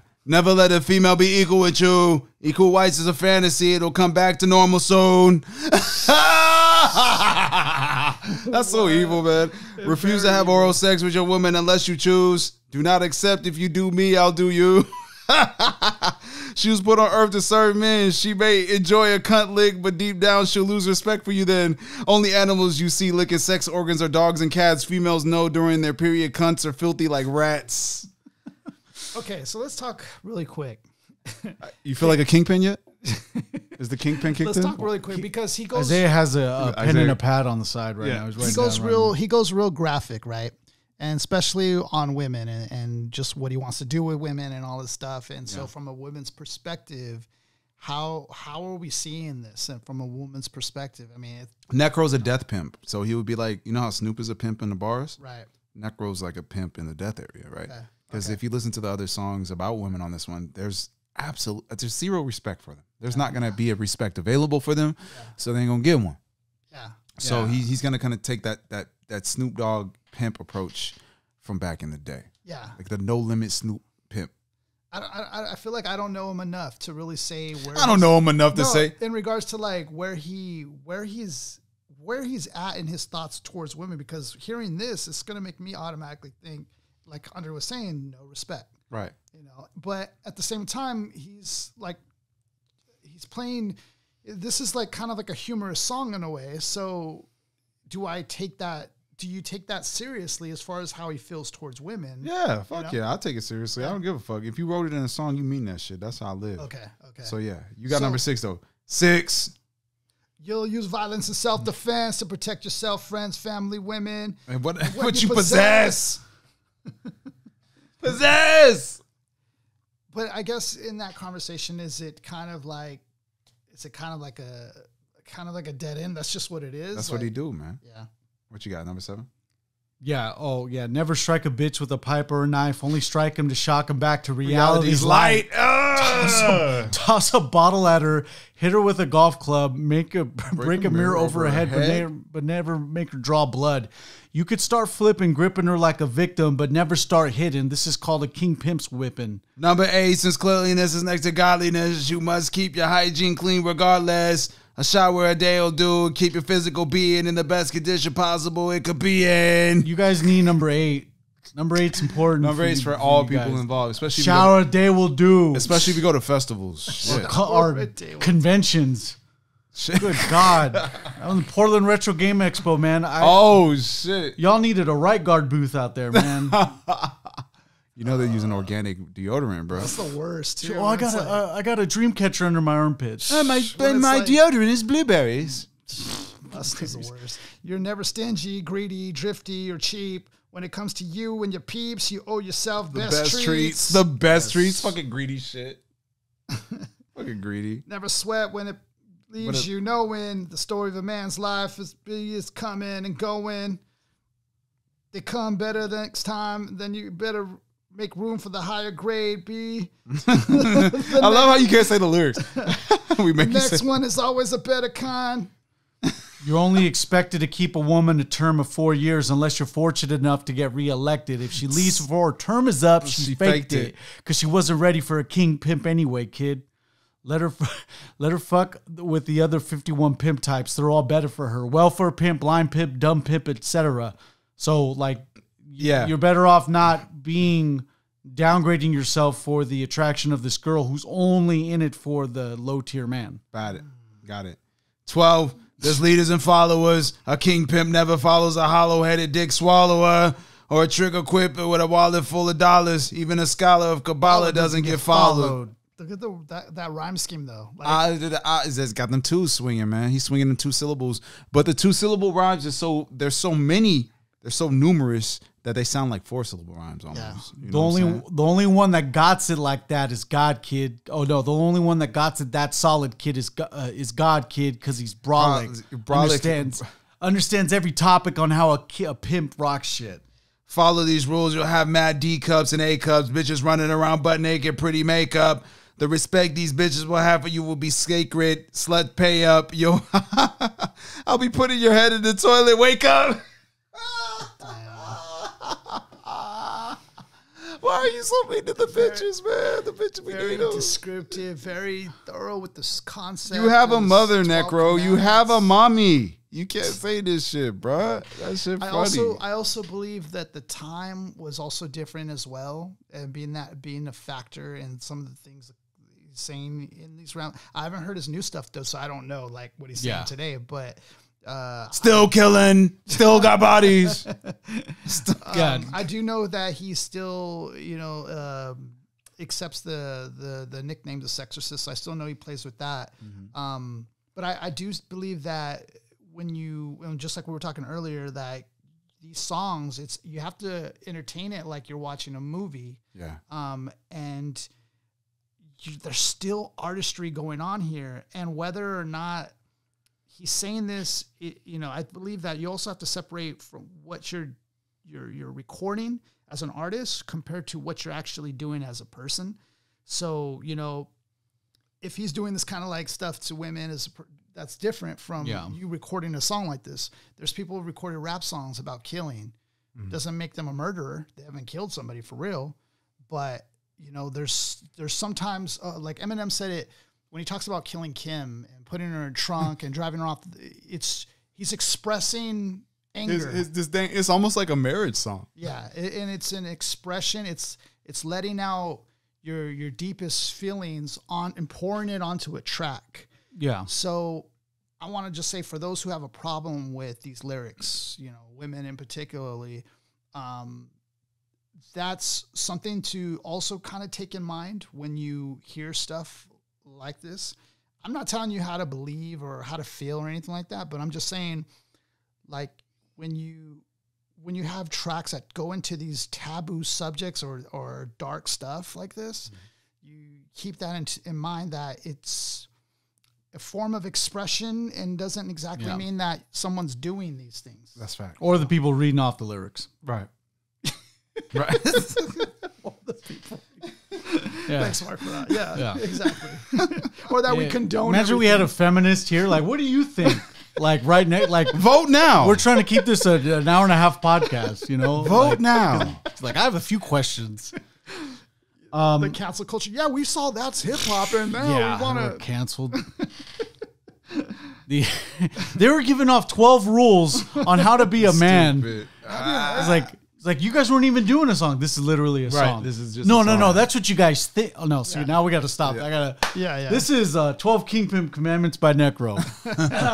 But yeah, like you mentioned, this is something that you're gonna have to take with different lenses. Yeah. You know, we're from anyone that's listening to it. You have to understand, hey, look, this gentleman is a musician. He's a rapper. You have to take those rap skills just like that. You know, even with the more morbid type of song in Dead Body Disposal. Yeah. And in this instance, you have this gentleman who's telling you, hey, look, guys, this is how these 12 rules that I believe in. But like a lot of it's littered in domestic abuse and like intimidation and coercion. Yeah. It's like, no, this isn't something that Necro's going to put his stamp of approval on 100%. But like as far as the lyricism and all that, this is his album. This is where it's like, hey, look, no one told you to press play. No one told you to listen to it. Except me when I had to force these guys to listen to Dead Body Disposal. Yeah. And then you ultimately have the thing to where it's like, is the female demographic even looking for this type of music? Yeah. But, it's like, again, like a lot of the female demographic, even in today's era, love the horror flicks, right? Where they're like, there's a serial killer killing women. Yeah. And, so this was before all that too. This was before that even became trendy. This was long before that. So I just like the fact that like no matter what track you get or what topic like of death he's going into, what topic this of death? fool is like What slicing. angle of death we perceive? This dude is absolutely. He is just slicing and dicing. And there's so many other tracks on here that are my favorite that I actually like legit mess with. Like Light My Fire was the instrumental of that was something that I would always play back. The track itself is pretty graphic and pretty grotesque. But the beat was like, man, that I always used to download instrumentals. You guys know this. And this was one of the albums that a majority of my instrumentals came off of. Circle of Tyrants. That instrumental is just nuts as a hip hop underground enthusiast, man. I love that instrumental so badly. And that has who was it? Ill Bill. Yeah. Ill Bill with his crew on that. There was also Circle of Tyrants, right? Yeah, Circle of Tyrants. Poetry's in the Streets. You're all dying. Talk a little bit about that one, Andre. You said that. I just thought it was just like a serious angle to what Necro is doing, you know? So instead of taking this kind of satirical, tongue-in-cheek approach to the style that he had, this was probably the most serious we'll see him on the album. It's the most like actual, this is how I really feel.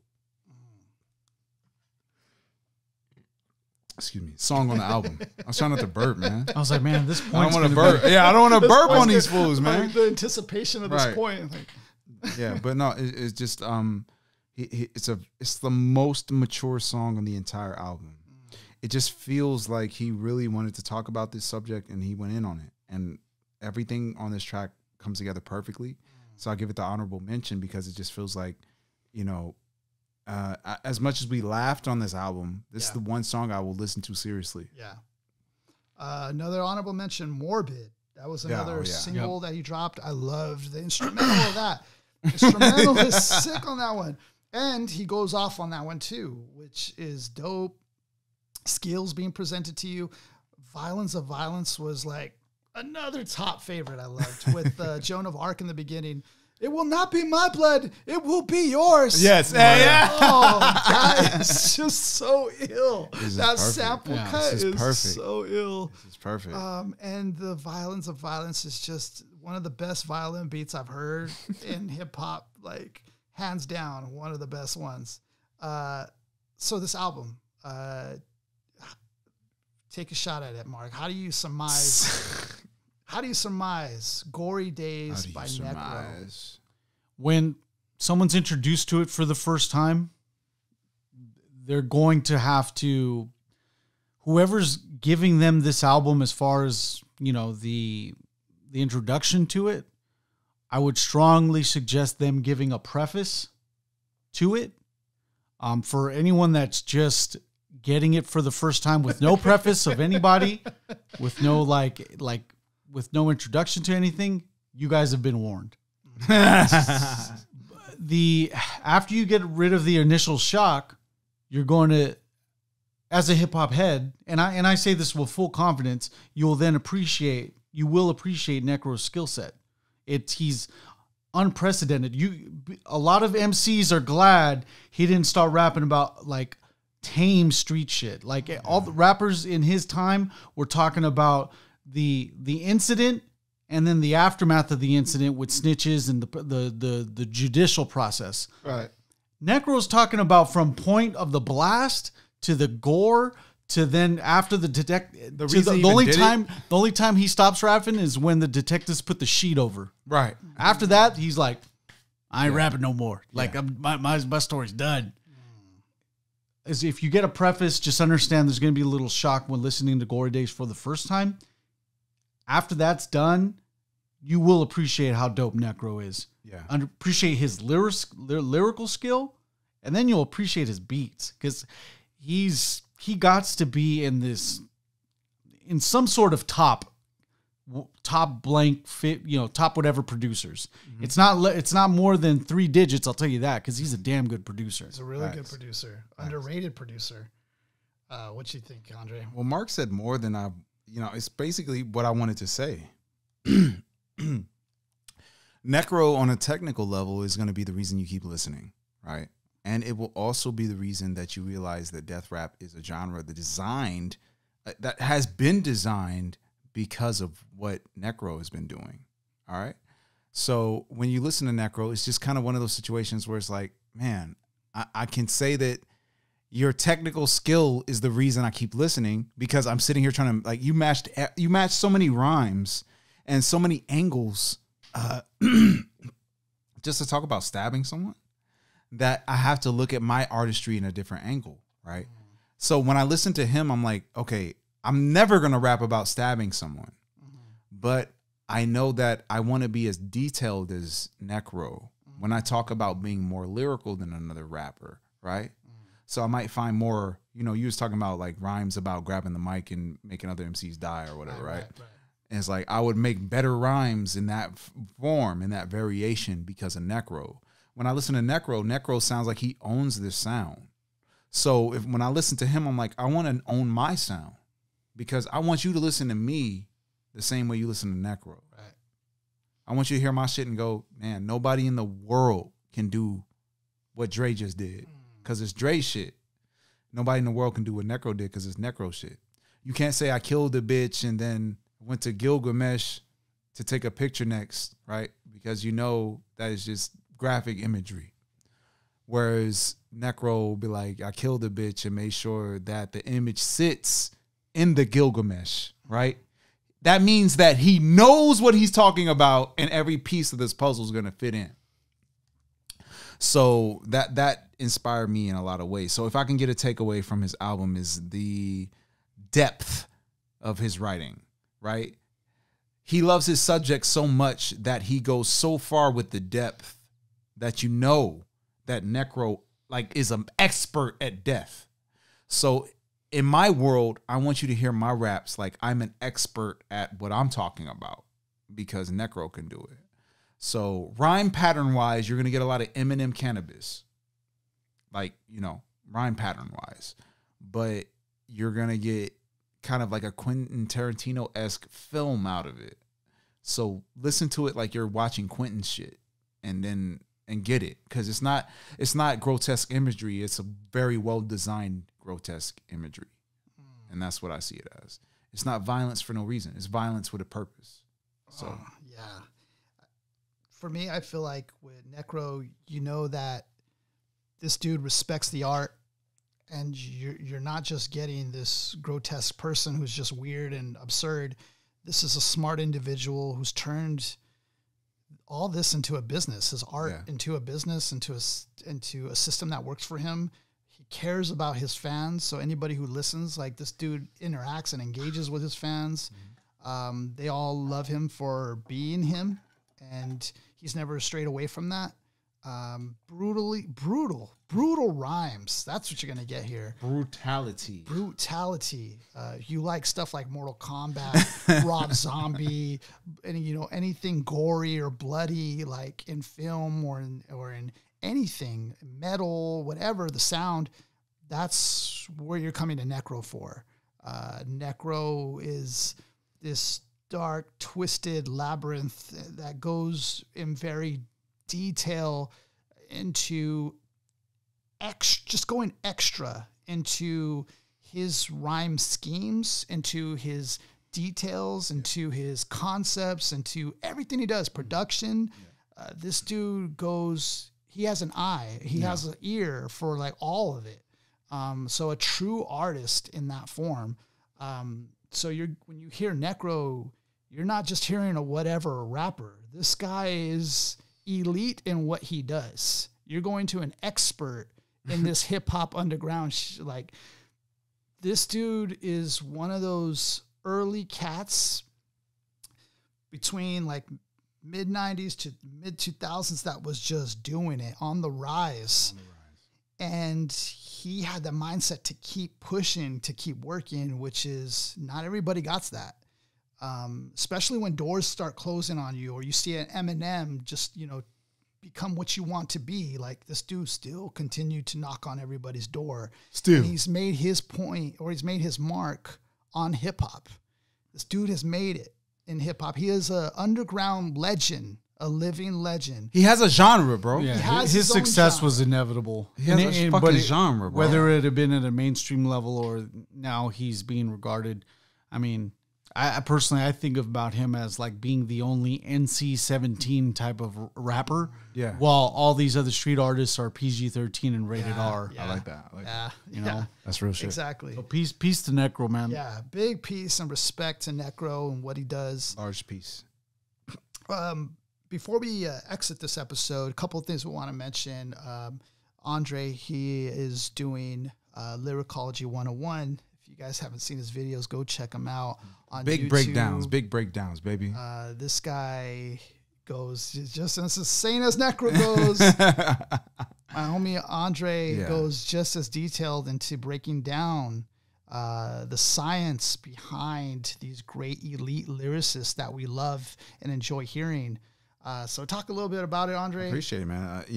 I just take a lot of songs and I go through the rhyme schemes of the song. I go through the delivery of the song. I go to the pronunciation of the words, how hard they accent the words, the meaning of what you say, the breakdown of the wordplay. Mind you, Andre is like the first cat that I recall even doing that. First recorded person to even do this in history.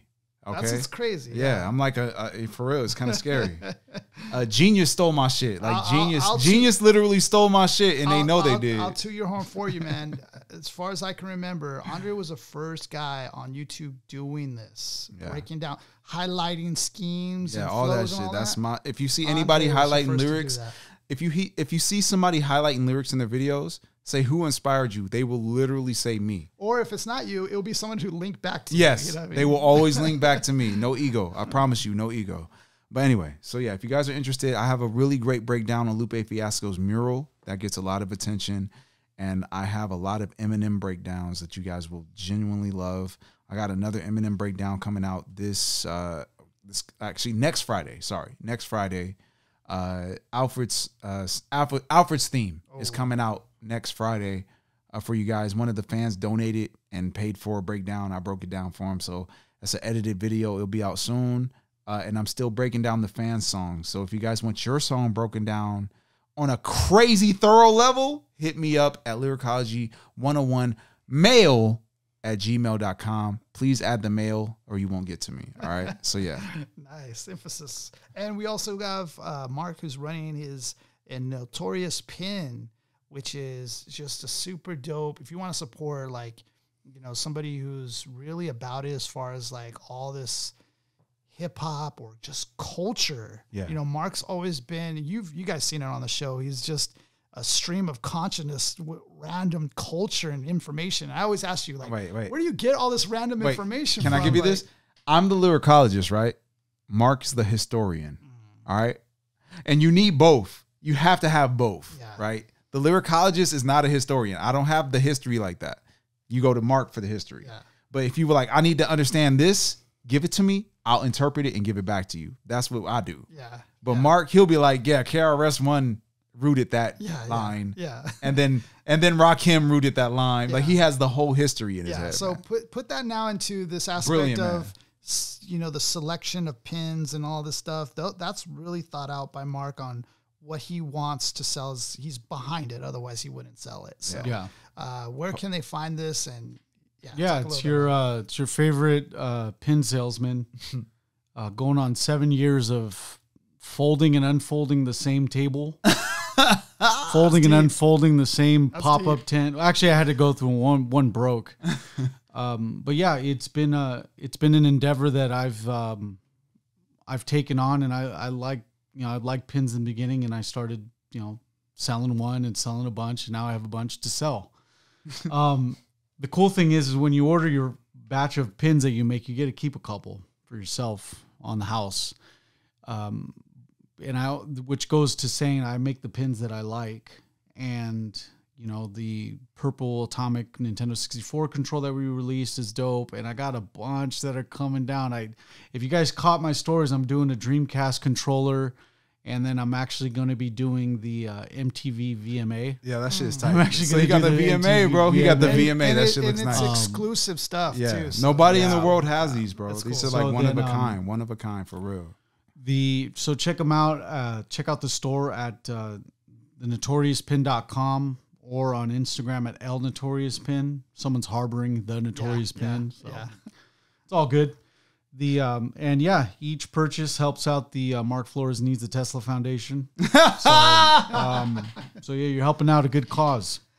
And of course, we have That's Hip Hop. So find us on YouTube, TikTok, Instagram, and that's going to be by searching that's.hiphop.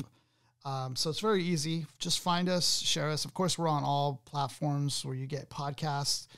Share it with a friend. Like, you know, if you know somebody who loves hip hop, I mean, I don't know why you haven't shared it. You know, or we'll kill you. We will murder you. It's actually offensive. Yeah, we will necro your body. Spit on your corpses. And I keep going back to that. What is it? Tell a friend, tell a foe, tell a hoe. Yeah. And also, I want to just a quick little. You know, I'm working on this still, but I'm planning to drop an album, which I've been working on writing, and I got these two to feature on it. Yeah, we on it. I'm on there. So it's coming soon. I just wanted to kind of just throw it out there, plant the seed of it, which I'll be working on. I'm hoping, if not by the end of this year, by the beginning of next year, I should be about ready. So that's going to be something pretty different for me. It's been a while. I've been in hiatus for a long time. So it's cool to kind of get my writing juices flowing again. Zay is nice. Don't sleep on Zay. He's nice. We've been inspired, man. We love hip hop, man. We're about it. So consider where you're getting your hip hop lyric breakdowns. Exactly. We also do freestyles every fifth episode. So just make sure to listen to those, and we appreciate every subscriber. The march to 300 subscribers continue. Yeah, so we'll get there.